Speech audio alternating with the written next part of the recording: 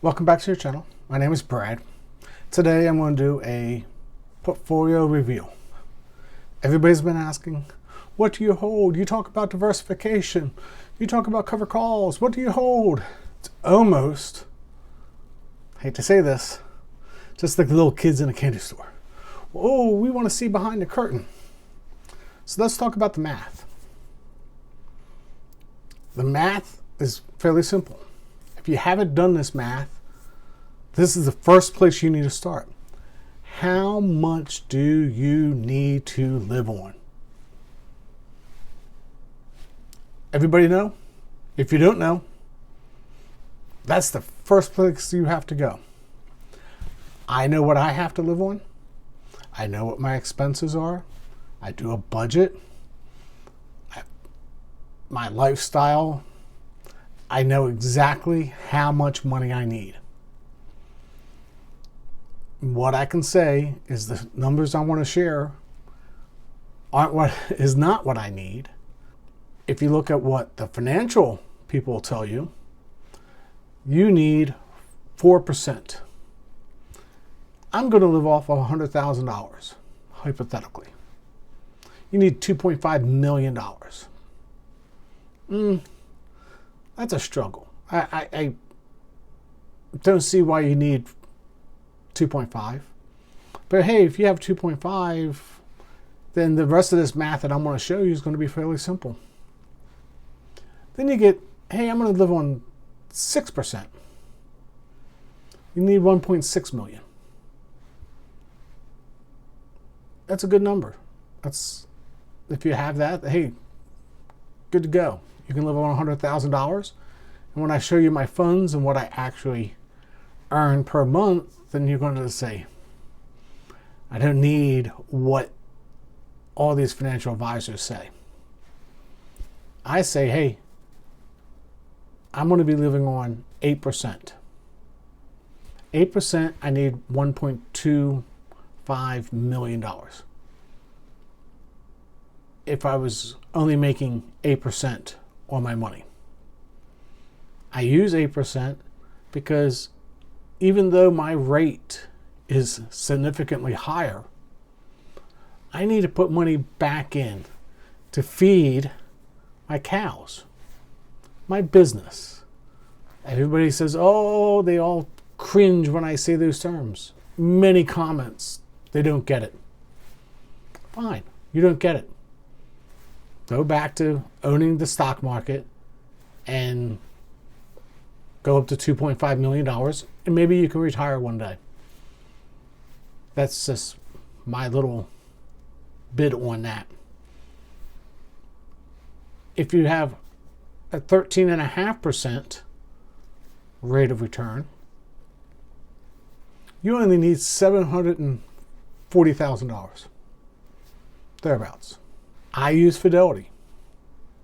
If you go to Fidelity and you go into your portfolio, there's a button that says Dividend View. It literally tells you what that percentage is, weighted percentage is, and what you can expect in yearly dividends. Now, I will say I disagree significantly with that number because they're not using averages. I'm putting my life at stake. I'm using averages. Up, down, I don't care. Everything's going back to the mean. I'm using averages. I'm going to be personally just fine living on the average. By the way, Fidelity tells me you're at 13.5%. Very interesting that's the number that they tell me, and they gave me a bottom line number below, and I sit there going, I can live on half of that. Why am I still working? So let's get into the portfolio. The first thing I own is the stock market. Imagine that. I keep on talking about being an income investor, but I have a portion of my portfolio in the stock market. So that 13.5% also includes what I have in the stock market, paying me almost nothing. Just a food for thought. I own the stock market. You might want to own the stock market too. I can always take money out of the stock market, roll it over to my interest accounts that are paying me higher premiums and dividends, and my distributions will go up. But right now, why? Why do I not capture 100% of the market all the time? The next thing I have, and I love to talk about covered calls, and I will be changing some of these over the next month, just as a FYI. I think there's a couple better options out there, and I want to be reviewing some of these. But this is what I own: QDTE, ex-DTE, SPY-I, right? QQQI, IWMI, SPY-T, all videos. FEPI, did a video. I will say that this is where Fidelity comes into play. I'm using averages. They're using different numbers that are not even close to some of these numbers. So you sit back with a grain of salt. You've got to do the math yourself to know exactly where you are. This is your life. You need to make these decisions. And please just don't copy my accounts and say, hey, Brad said. No. Make your own decisions so you actually know where you're going to live off of. Everybody should have a master limited partnership. No, they shouldn't. Do not get into master limited partnerships unless you know what you're doing. Now, if you have an IRA and you want to hold a master limited partnership, these are two good ones. One is a broad base. One is a very specific. And by the way, I do believe HESM is up 20% this year on top of paying me my measly 7%. Just food for thought that maybe there's a little bit of more growth to these than people realize. Now, if I talk about ROC, you get into some master limited partnerships, you're going to have to do with K1s.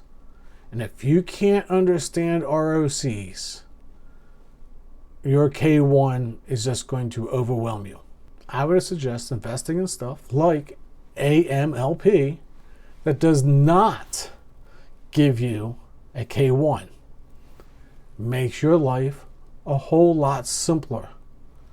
But again, seek a tax professional if you're using this in a taxable account. You get a K1 report from a master limited partnership, you don't know what you're doing, and you have to file multiple state taxes, you're going to regret life.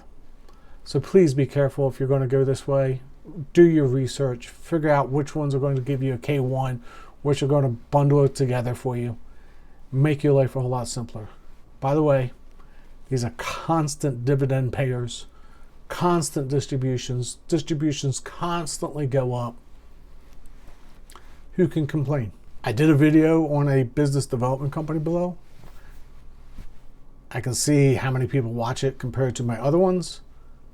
I own business development companies. Why wouldn't I? I need 8. The math is there. They're 9, 10% every day of the week, constantly. I own preferred stocks. A lot of people will go in and pick their own preferred stocks individually. No.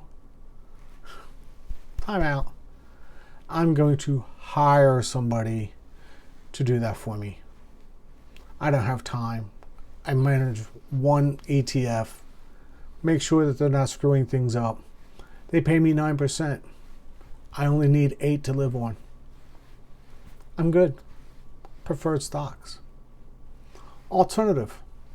TLTW. Talked about it many times. According to Seeking Alpha, they're at 14.98% annualized. I can take that on treasuries. Treasuries that we know are going to go up in price. I don't have to worry about NAV erosion. Paying 15%. SVOL. Still a good payer. Again, I need 8. It's paying me 16.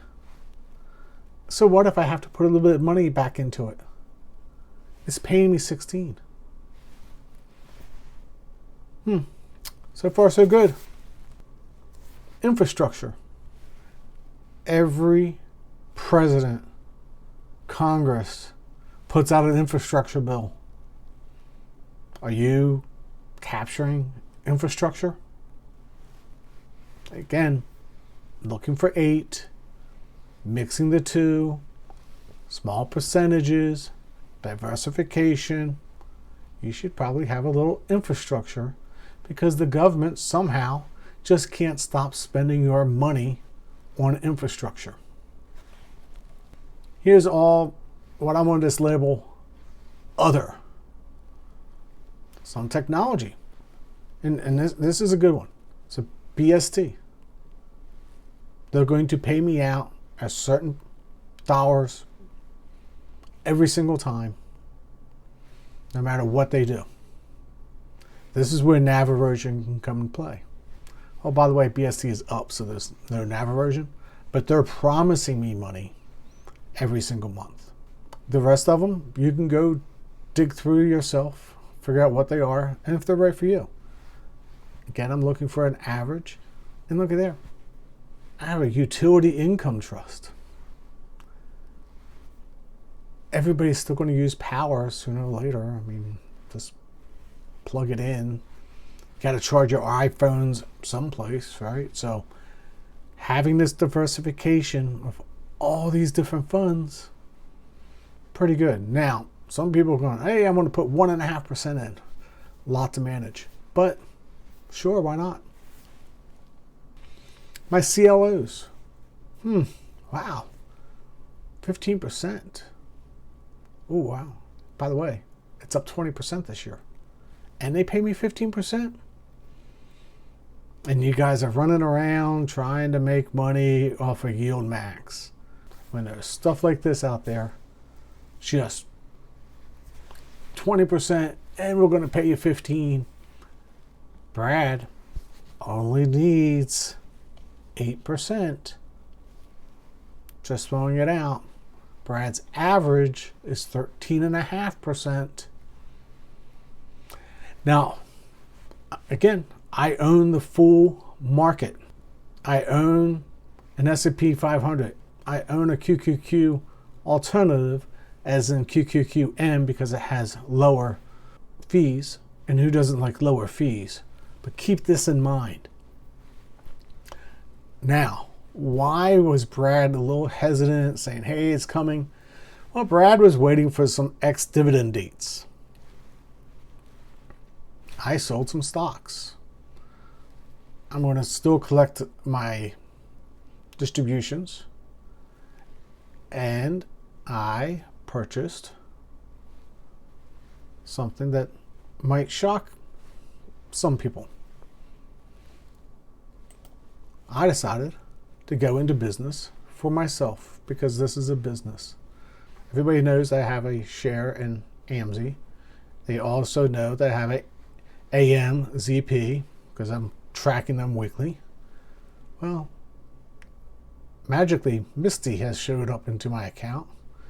And NVIDIA, not very large, but large enough for me to say, hey, I have some of these shares. I'm going to let them grow. I'm going to actually share this as we go forward.